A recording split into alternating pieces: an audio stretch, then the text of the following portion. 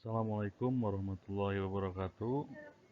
Terima kasih Bapak dosen, Bapak Rizky Aditya, SP, SSI, MT. Perkenalkan, nama saya Firman Senjaya Juliana, NIM 103180111, kelas PDAM. Saya akan mempresentasikan UAS dengan judul Pengenalan zat aditif pada makanan di Perumahan Katapang Indah, Kabupaten Banyumas. Pengertian zat aditif. Zat aditif adalah suatu zat yang ditambahkan ke dalam sebuah produk makanan atau minuman dengan tujuan untuk meningkatkan penampilan, sifat, dan kualitas makanan. Contohnya seperti mempercantik warna, menguatkan rasa, mengatur keasaman, memperpanjang umur penyimpanan produk, dan lain-lain. Perbedaan zat aditif dengan zat adiktif. Zat aditif tidak sama dengan zat adiktif. Zat adiktif adalah zat yang menimbulkan ketagihan dan ketergantungan, sedangkan zat aditif adalah zat yang ditambahkan ke suatu produk makanan atau minuman yang dimaksud untuk meningkatkan penampilan, sifat, dan kualitas makanan. Zat aditif adalah paling umum digunakan oleh masyarakat adalah garam, gula, cuka, dan rempah-rempah, atau yang bisa kita kenal dengan sebutan bumbu dapur. Dari sejenisnya, sebenarnya zat aditif itu terbagi menjadi dua macam, zat aditif alami dan zat aditif buatan sintesis. Zat aditif menjadi dua golongan, yaitu zat aditif alami. Zat aditif alami adalah zat aditif yang diperoleh dari alam.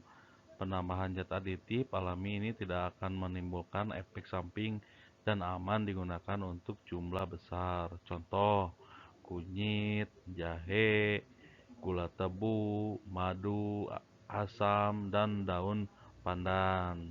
Sedangkan zat aditif buatan sintesis, zat aditif sintesis adalah zat yang dibuat dengan proses kimiawi. Penambahan zat aditif sintesis dalam jumlah besar dapat memberikan efek yang negatif pada kesehatan.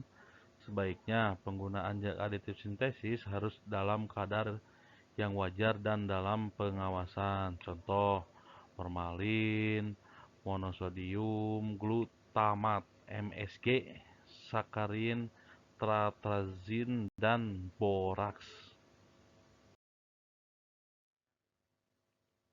Jenis-jenis zat adiktif ada 4 macam zat aditif yang sering kita temui di dalam makanan atau minuman yang kita konsumsi. Di antaranya sebagai berikut. 1. Bahan pewarna zat aditif. Bahan pewarna biasanya digunakan untuk mempercantik dan memperkuat warna suatu makanan atau minuman. Hal ini diperlakukan karena terkadang warna bahan yang dipakai sebagai bahan baku dapat luntur ketika dilakukan proses pengolahan. Makanya bahan pewarna diperlukan dan dipakai dalam industri makanan dan minuman. Yang kedua, pemanis rasa. Bahan ini digunakan untuk memberikan rasa manis kepada makanan atau minuman. Nah, yang termasuk pemanis alami contohnya gula tebu, gula aren, atau gula merah, dan gula kelapa. Gula menjadi manis karena di dalamnya terdapat senyawa sukrosa yang memberikan rasa manis kepada lidah. Terus yang ketiga, pengawet tujuannya adalah untuk memperpanjang kondisi penyimpanan makanan. Hal ini karena suatu makanan pasti mengalami pembusukan. Pembusukan tersebut bisa terjadi karena berbagai macam hal, misalnya bakteri dan jamur, serangga tikus, atau karena zat di produk itu sendiri seperti membusuknya yang terjadi pada buah dan sayur. Yang keempat, penyedap. Rasa bahan ini digunakan untuk memberikan rasa yang berbeda kepada suatu makanan.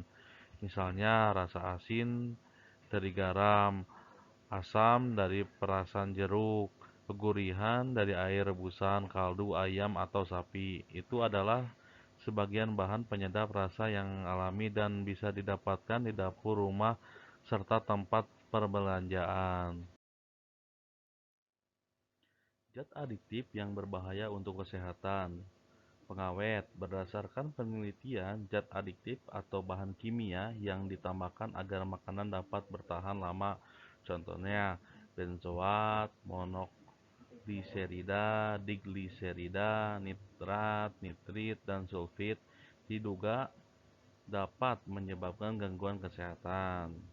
MSG monosodium meski masih perlu diteliti lebih lanjut, menurut seorang konsultan nutrisi, MSG dapat merusak ujung saraf jika dikonsumsi secara berlebihan, sehingga meningkatkan sensasi nyeri.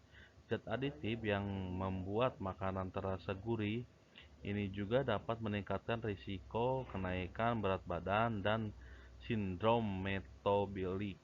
Beberapa orang yang sensitif terhadap kandungan MSG dapat mengalami sakit kepala setelah mengkonsumsi makanan yang banyak mengandung MSG. Sirup jagung tinggi. Fruktosa. Sirup jagung tinggi fruktosa merupakan pemanis yang sering digunakan dalam produk makanan dan minuman kemasan seperti air soda, kue, dan permen.